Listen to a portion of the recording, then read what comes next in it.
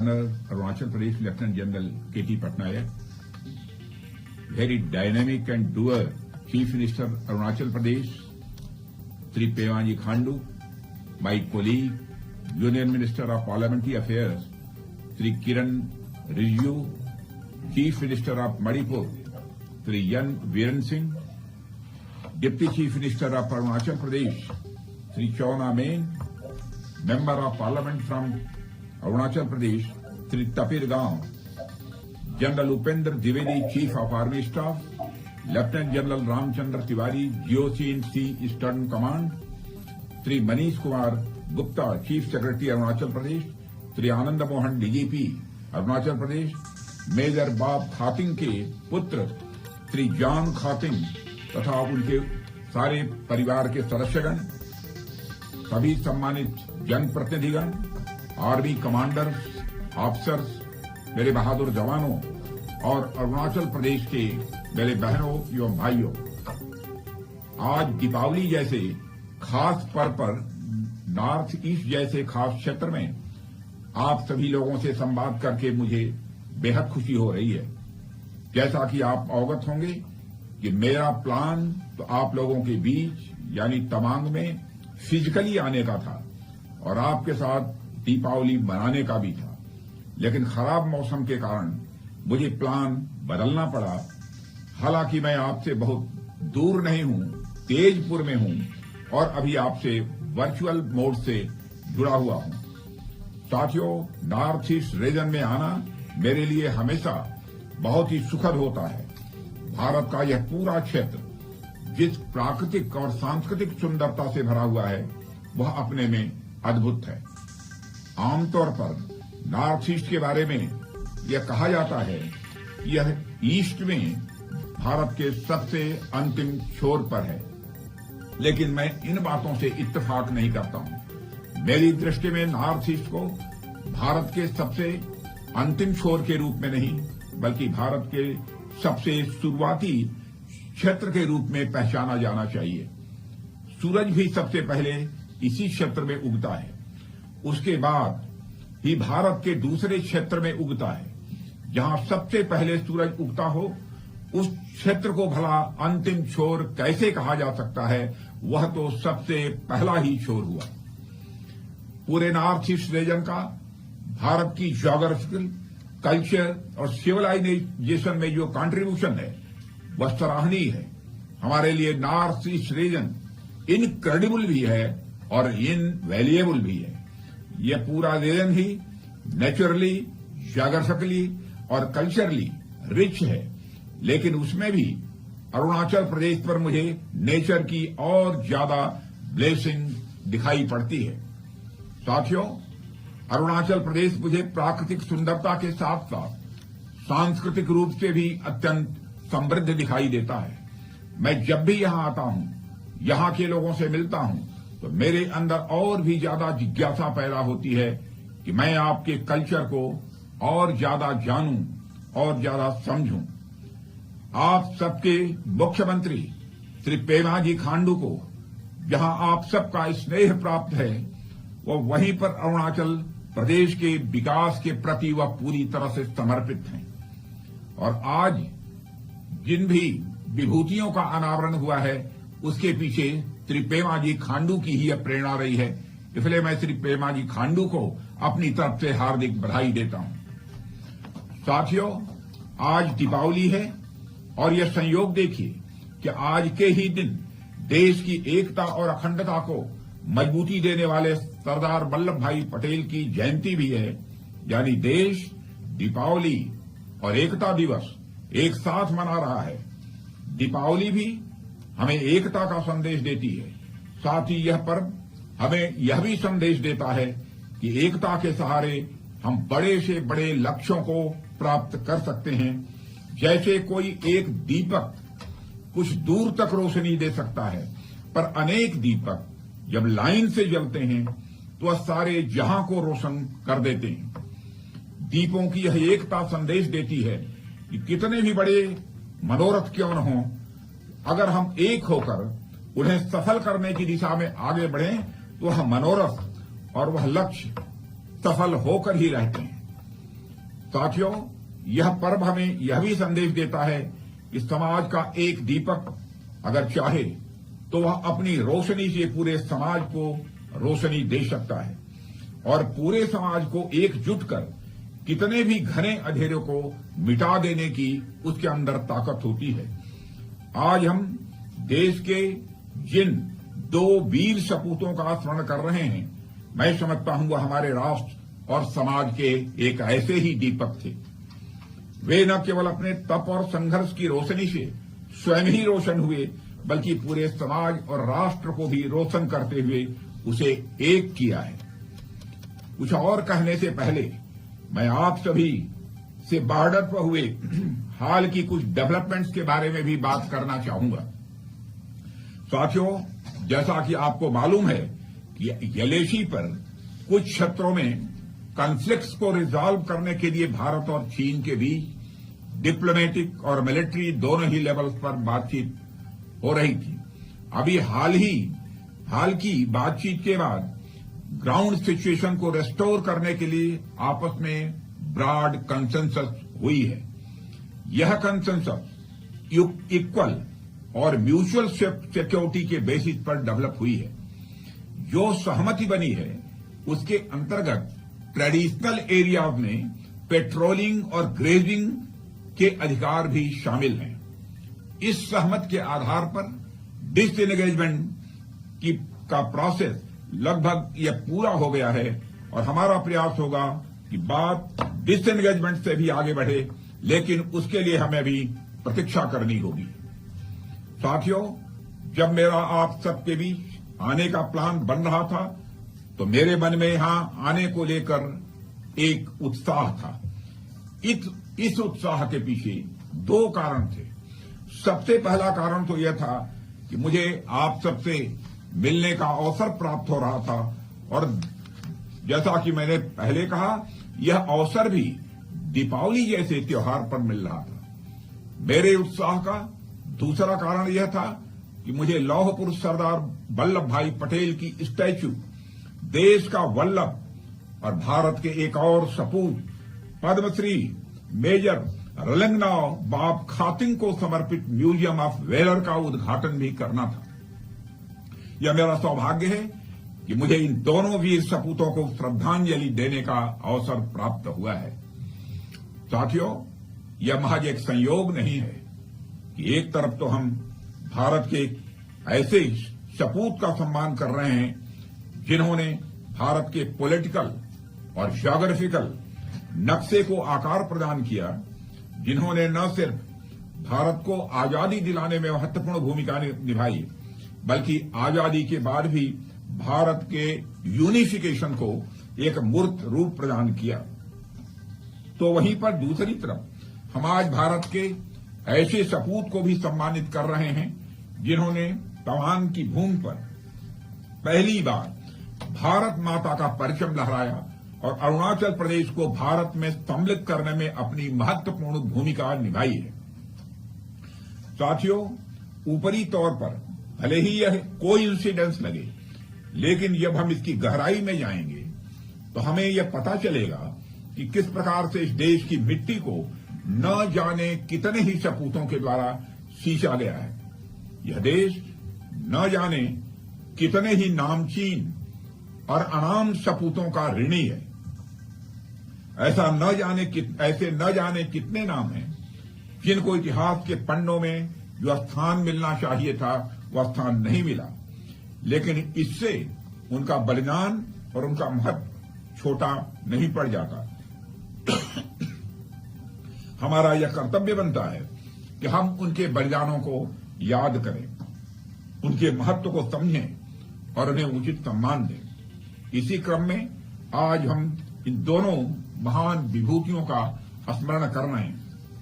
मैं देश के प्रथम गृह मंत्री और उससे भी कहीं महत्वपूर्ण देश की एकता के सूत्रधार सरदार वल्लभ भाई पटेल जी को भी नमन करता हूं। जब भारत आजाद हुआ तो उस समय दुनिया के कई क्षेत्रों में कई सारे लीडर्स ने भारत के बारे में यह भविष्यवाणी की थी, यह देश आने वाले कुछ वर्षों में टूट कर बिखर जाएगा। और एक तरह से देश में उस समय जो स्थितियां थी उसे देखकर उनकी भविष्यवाणी को गलत भी उस समय नहीं कहा जा सकता था। उस समय देश लगभग 560 अलग अलग रियासतों में बटा हुआ था। कई सारी रियासतें तो यूरोप के कई देशों से भी बड़ी थी। उनमें से कुछ रियासतें भारत के साथ मिलना चाहती थीं, कुछ रियासतें पाकिस्तान के साथ भी मिलना चाहती थीं, तो वहीं कुछ रियासतें स्वतंत्र भी रहना चाहती थीं। यह भारत की एकता और अखंडता के लिए कदापि उचित नहीं होता। लेकिन सरदार पटेल के रहते यह कैसे संभव होता? जिस व्यक्ति ने इस देश को आजाद कराने के लिए दिन रात एक कर दिया हो, वह व्यक्ति भला इस देश को कई टुकड़ों में कैसे बंट जाने देता? सरदार पटेल ने इस चुनौती का सामना किया और उन सभी रियासतों को अपनी प्रबल राजनीतिक इच्छा शक्ति के दम पर भारत में विलय करा लिया। यह सरदार पटेल की ही देन है कि दुनिया के तमाम लीडर्स की भविष्यवाणियां गलत साबित हुई हैं और आज भारत पूरी दुनिया भर में एकता की अब मिसाल है। यह राष्ट्र उनके प्रति जितनी भी कृतज्ञता व्यक्त करे उतनी ही वह कम है। साथियों, एक तरफ सरदार पटेल ने देश के एकीकरण में अपनी बड़ी भूमिका निभाई, तो वहीं दूसरी तरफ हमें एकता पुरुष के रूप में मेजर बाब खातिंग का उदाहरण मिलता है, जिन्होंने बिना किसी हिंसा के, बिना किसी रेजिस्टेंस के, केवल अपनी कूटनीतिक समझ के बल पर लोकल कम्युनिटी को साथ लेकर तवांग को भारत में शामिल किया। 14 फरवरी 1951 का वह ऐतिहासिक दिन भारत के स्वर्णिम इतिहास में हमेशा के लिए अंकित हो गया, जब उन्होंने तवांग में तिरंगा फहराया। साथियों, मेजर बाब खातिंग का योगदान सिर्फ तवांग को भारत में शामिल कराने तक ही सीमित नहीं रहा। उस दौरान जब नागा हिल्स और नॉर्थ ईस्ट फ्रंटियर एजेंसी के ट्वेनसांग डिवीजन में इंसर्जेंसी का माहौल था, तब भी उन्होंने विद्रोह को खत्म करने में भी बहुत ही महत्वपूर्ण भूमिका निभाई थी। उन्होंने ट्वेनसांग डिवीजन को नागा हिल्स में मिलाया था। बाद में जब नागा हिल्स अंततः भारत का स्टेट बन गया, तो ट्वेनसांग नागालैंड का हिस्सा बना। एक तरह से यह कहा जा सकता है कि ट्वेनसांग नागालैंड को बाब खातिंग का एक बहुत बड़ा उपहार था। साथियों, इसके अलावा मेजर खातिंग ने यशस्वी यानी सशस्त्र सीमा बल के निर्माण में नागालैंड सशस्त्र पुलिस और नागा रेजिमेंट की स्थापना की दिशा में भी महत्वपूर्ण योगदान दिया था। एक लंबे समय तक उन्होंने आईबी में भी अपनी सेवाएं दी थी। उनके नाम पर एक बड़ा अनोखा रिकॉर्ड एक यह भी है कि वह भारत के पहले ऐसे ट्राइबल हीरो थे जिन्होंने किसी दूसरे देश में भारतीय राजदूत के रूप में भी काम किया था। जब वह बर्मा के राजदूत थे, तो भारत और म्यांमार के बीच 800 किलोमीटर लंबी सीमा से संबंधित मुद्दे को बहुत ही विवेकपूर्ण और सौहार्दपूर्ण तरीके से निपटाने में उन्होंने बहुत महत्वपूर्ण भूमिका निभाई थी। उनके योगदानों की फहरिस्त इतनी लंबी है कि मैं गिनाते रह जाऊंगा तो समय कम पड़ जाएगा। यह देश मेजर खातिंग जैसे महापुरुषों का सदैव ऋणी रहेगा मेरे बहनों भाइयों, और देश की एकता में इनका जो योगदान रहा है उसे हमें कभी नहीं भूलना चाहिए। उनके कार्यों ने एक अमिट छाप छोड़ी है और यह देश हमेशा इस धरती पुत्र का ऋणी रहेगा। और मेजर खातिंग की आज जिस प्रतिमा का अनावरण किया गया है और यह सोच जिस मुख्यमंत्री के अंदर पैदा हुई है, श्री पेमाजी खांडू, मैं आपको फिर से इस उत्कृष्ट कार्य के लिए, इस बड़े कार्य के लिए मैं बधाई देता हूं। मुझे अच्छा लगा कि मणिपुर के मुख्यमंत्री श्री एन बीरेन सिंह जी हमारे साथ जुड़े हुए हैं। मेजर बाब खातिंग का योगदान सिर्फ अरुणाचल और नागालैंड तक ही सीमित नहीं रहा, बल्कि उनका मणिपुर से भी गहरा नाता था। उनका जन्म मणिपुर में हुआ था और मेजर खातिंग मणिपुर के पहले ऐसे ट्राइबल जेम थे जो ग्रेजुएट हुए थे। मणिपुर के इस बेटे ने सेकेंड वर्ल्ड वॉर के दौरान जापानी इन्वेजन से मणिपुर को बचाने के लिए गोली भी खाई थी। मणिपुर, अरुणाचल प्रदेश, नागालैंड, सिक्किम, असम, नॉर्थ ईस्ट का ऐसा कोई क्षेत्र नहीं जो मेजर खातिंग से अपना जुड़ाव न महसूस करता हो। मेजर खातिंग जैसे यानी मातृभूमि के प्रति समर्पण, अपनी खातिंग जैसे व्यक्तित्व का संबंध वैसे तो पूरे देश से होता है, लेकिन जो काम उन्होंने नॉर्थ ईस्ट रीजन के लिए किया उसे हमेशा मेरे बहनों भाइयों इतिहास में याद रखा जाएगा। आज जो ताकतें नॉर्थ ईस्ट रीजन में डिवीजन पैदा करने की कोशिश कर रही हैं, उन्हें नहीं भूलना चाहिए कि नॉर्थ ईस्ट रीजन के लोग मेजर खातिंग से प्रेरणा लेते हैं।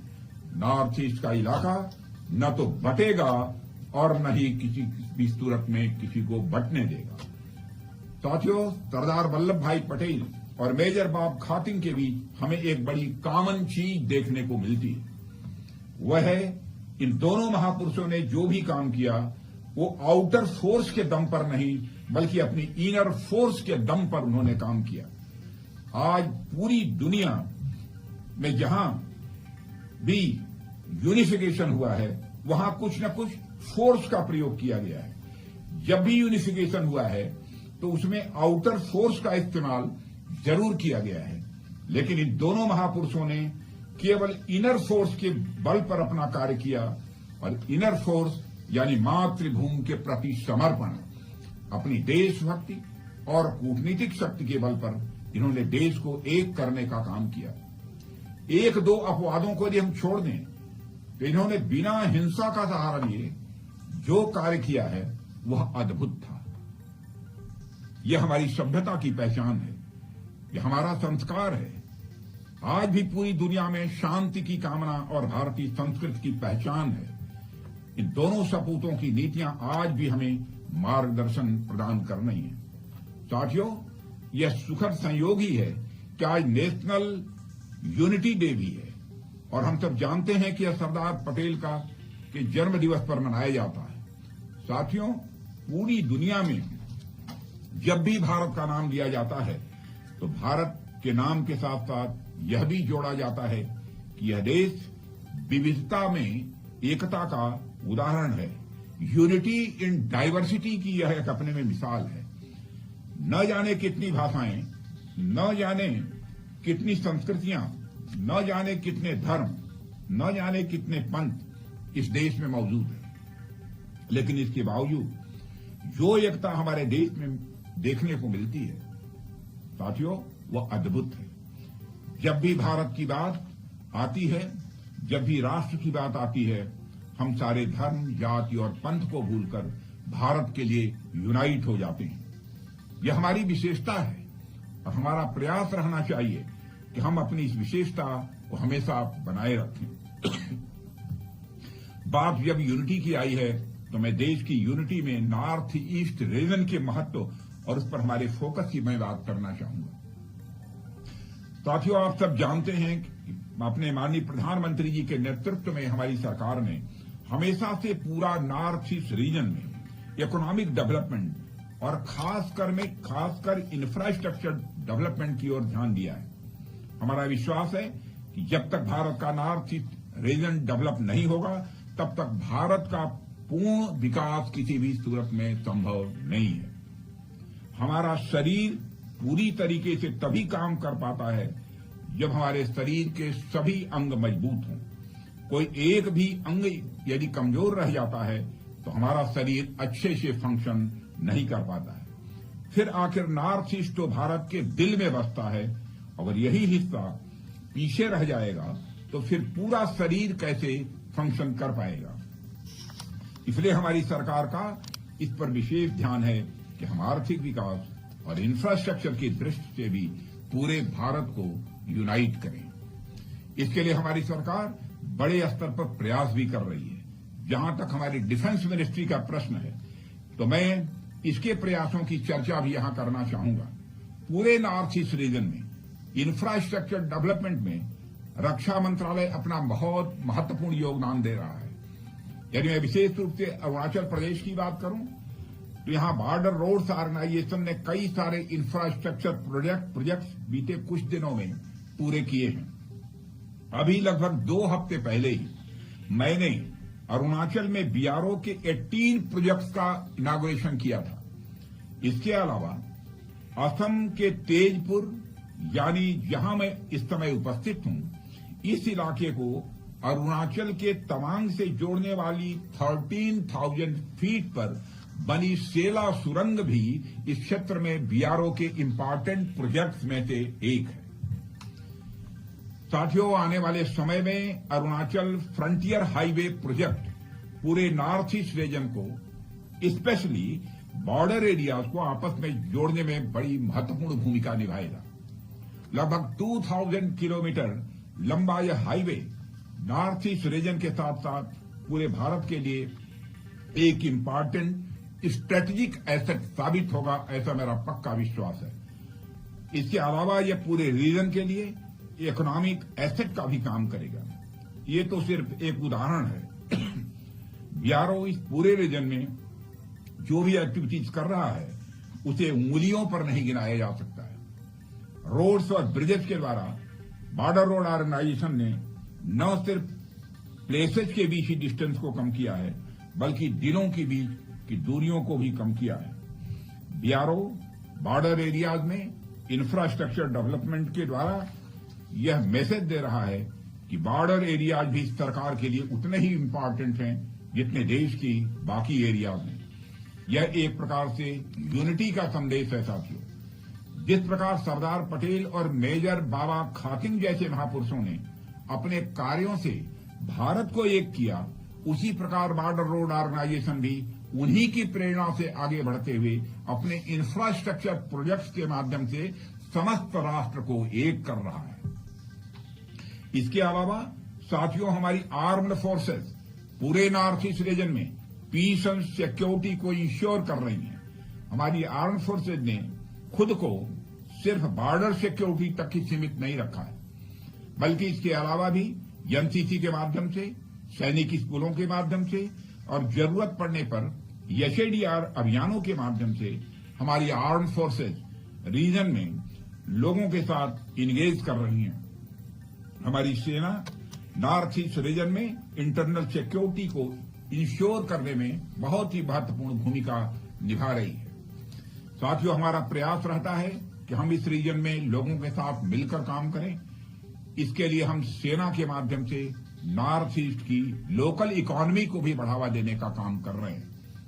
सेना के कैंटीन्स में भी जो सप्लाईज होती हैं, उसको लेकर हमारा ये प्रयास होता है कि हम लोकल सप्लायर्स और प्रोडक्ट्स को ही प्रायोरिटी दें।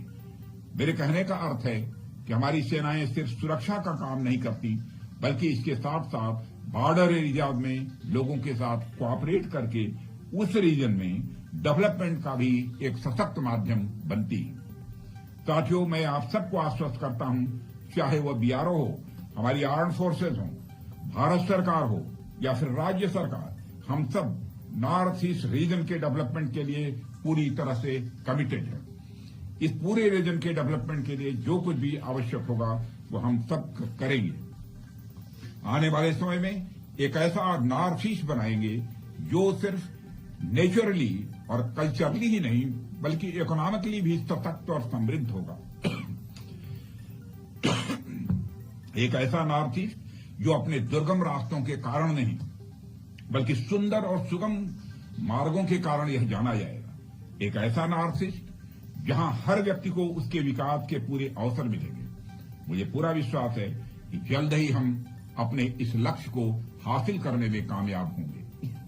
मैं आप सभी को सरदार पटेल की स्टैच्यू, देश का बल्लभ और मेजर बाबा खातिंग को समर्पित म्यूजियम ऑफ वेलर के उद्घाटन पर अपनी तरफ से हार्दिक बधाई देता हूं।